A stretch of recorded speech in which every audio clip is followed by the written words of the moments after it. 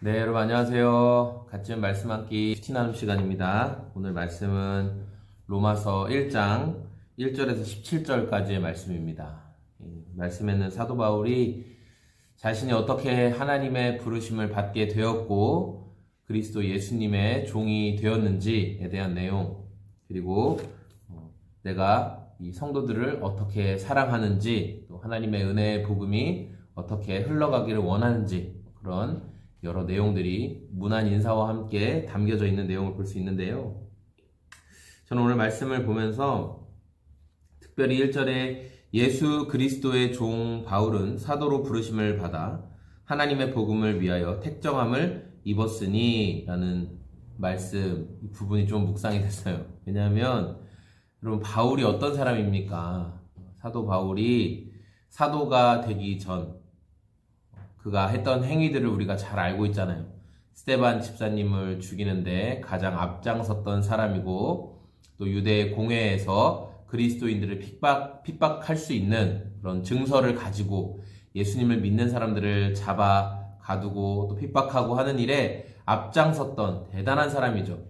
또 율법적으로도 너무나 뛰어난 사람이었기 때문에 그가 아주 열성을 가지고 율법의 잣대를 가지고 예수님을 믿는 사람들을 핍박하는 일에 앞장섰던 사람이 사도 바울이었어요. 사도 바울이었는데, 그랬던 그가 어떻게 예수 그리스도의 종 바울, 그러니까 여기서 종은 둘로스라고 하기도 하고, 또 이 둘로스라는 개념은 자발적으로 노예가 된, 그러니까 내가 주인을 위해서 자발적으로 노예가 되고 영구히 그 집에서 노예로 있기를 원하는.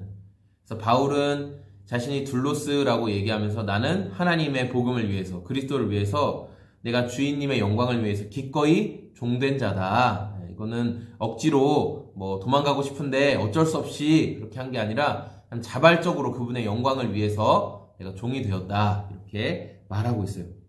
어떻게 그가 이 그리스도의 종이 될 수 있었을까? 이 대단한 핍박자였던 바울이 어떻게 그런 하나님의 복음을 위하여 택정함을 입었다라고 말할 수 있는 은혜의 사람이 되었을까?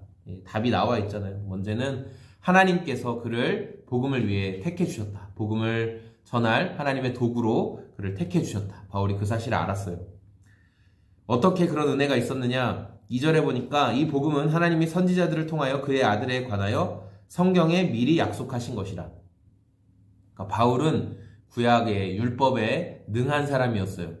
말씀을 가지고 얼마든지 구약의 내용을 가지고 하나님의 뜻을 말할 수 있는 그런 사람이었어요. 그동안 그가 말씀 안에서 쌓여있는 시간, 말씀을 공부하고 배웠던, 연구했던 축적의 시간이 있었던 것이죠. 그러니까 구약의 약속을 통해서 예수님이 어떤 분이신지, 하나님이 어떤 계획을 가지고 계셨는지가 깨달아지는 은혜가 있었던 것이죠.